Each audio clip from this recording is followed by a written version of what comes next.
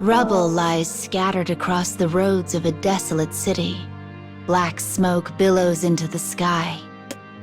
These things serve as scars of the battle between the local military and a terrorist organization. Amidst the smoke and flame, a platoon leader gives orders to his wounded yet victorious squad. Find survivors, treat the injured, watch for enemy remnants. Once the orders are given, he leaves his post and begins aiding in the search. Soon, he comes across a pair of trembling sisters in the tumble-down skeleton of a building. Despite the obvious fear on the elder girl's face, she wraps the younger in her arms and stares at the man with defiance. He gives her a soft smile, then dives into a pocket and produces a bit of candy that he hopes might serve as a peace offering.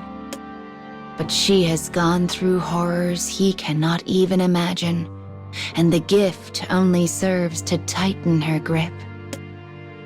The only sound is the lonesome howl of the wind.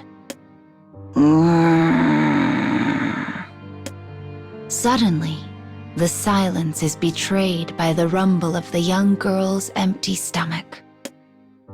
The man snorts despite himself, then immediately regains his composure and apologizes for the disrespectful display. "My sister is hungry," mutters the elder through flushed cheeks. "She needs to eat. I'll do whatever you want. Just, please, food." The man smiles gently, a true smile, not a trick of the bargain. "In that case, I suppose we'll have to put you to work cleaning the base." The girl nods, her face softening slightly as she considers the prospect of keeping her kin safe. Despite her youth, the world has taught her she must fight for what matters to her, and she would do anything to safeguard her sister's life. Tasked with the lives of his troops, the man recognizes this instinct in her, and he swears then and there to show this small kindred spirit the utmost respect.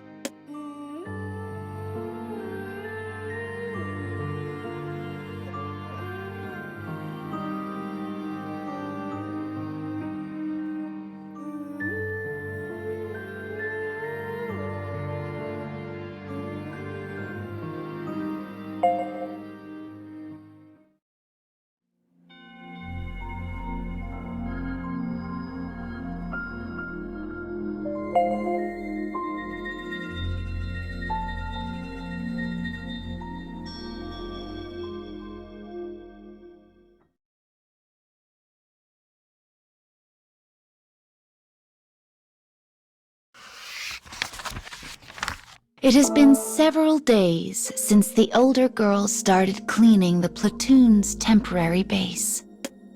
She cleans and she cleans and she cleans, all for the sake of her sister. Her hard work brings considerable comfort to the troops, and she quickly becomes their star. Whenever they come across her, they make offerings of sweets and cookies and chewing gum. But she always turns them down with the same reply: "I am already being paid." When the platoon leader sees one of these exchanges, he takes the candy he was about to offer her and puts it back in his pocket. Instead of a gift, he offers a simple word of thanks for her hard work before venturing to the communications room. As he enters, one of his men is busy transcribing a new message that came across the wire. It is a report from headquarters regarding the terrorist organization. It details all the weapons their enemy has purchased, as well as an estimated date and location for their next attack. The man rubs at his chin as he considers this new information. Above all, he wants to keep as many of his troops as safe as possible. As he mulls over his options, a second message comes across the wire. Enemy using children as spies. Take all necessary precautions.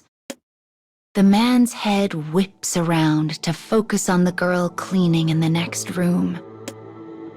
She nods politely at him and continues her work. Beside her, her little sister waves happily.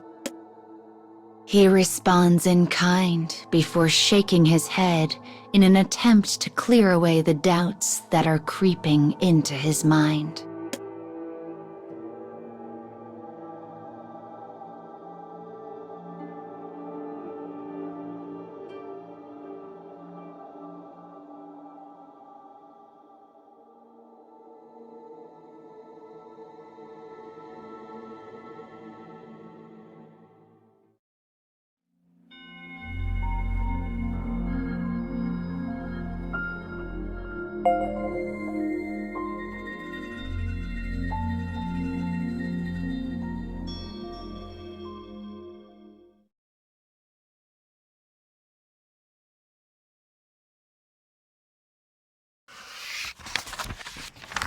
Late that night, the man sits in his room planning their next operation. His pen dashes across the page with conviction. If he can pull this off, it will decimate the terrorist organization without claiming the lives of any of his platoon. As he finishes his work, the girl appears in his doorway. He quickly gathers his notes and shoves them into a drawer. "How are you settling in?" he asks. "Well, thank you. My sister is sleeping again. A smile has returned to her face, and it's all because of you." Her gaze suddenly drops to the floor. "But I know you're about to go away. Is it somewhere dangerous?" "Perhaps," he says with an easy smile. "But I'll come back. I promise." "You have to," whispers the girl before scampering away into the dark. Night passes. The sun rises. As the base stirs to life, the girl is nowhere to be found. She left behind only two things. The first was the mess she created while rummaging through the platoon leader's desk. And the second was her little sister.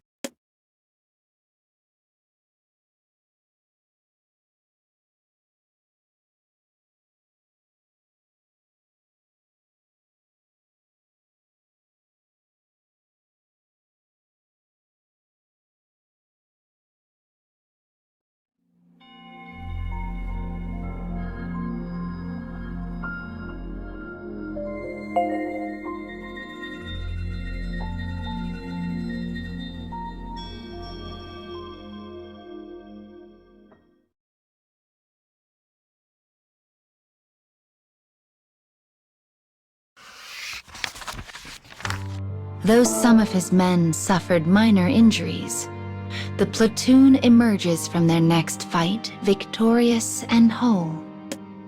They whoop loudly and slap each other on the back, knowing this latest mission means certain destruction for their foe.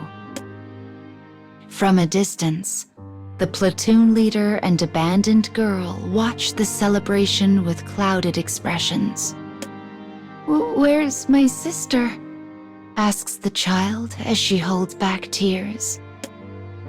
The man pauses, trying and failing to find a way to tell her of the older girl's end. She had been a spy for the terrorists. She chose that path in order to protect her sister. But she failed. The information she stole from the leader's room was false. He had left it there on purpose. Her stealing it had been his plan all along. Acting on the false information, the terrorists arrived at what they thought was their own ambush, only to find the tables turned. It all went exactly as he had planned it, save for the moment the terrorists enacted their revenge against the older girl. No, don't lie to yourself. You knew that was always a possibility.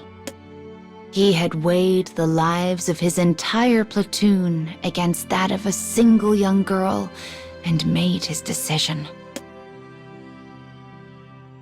But as he stares at the little sister crying before him, he finds himself unable to tell her this truth. As his hand clenches into a fist, the cheering of his men and the sobs of the little girl blur into an endless wall of sound. These days, the man always keeps a piece of candy in his pocket. He does so in the hope he will never forget the weight of all his sacrifices.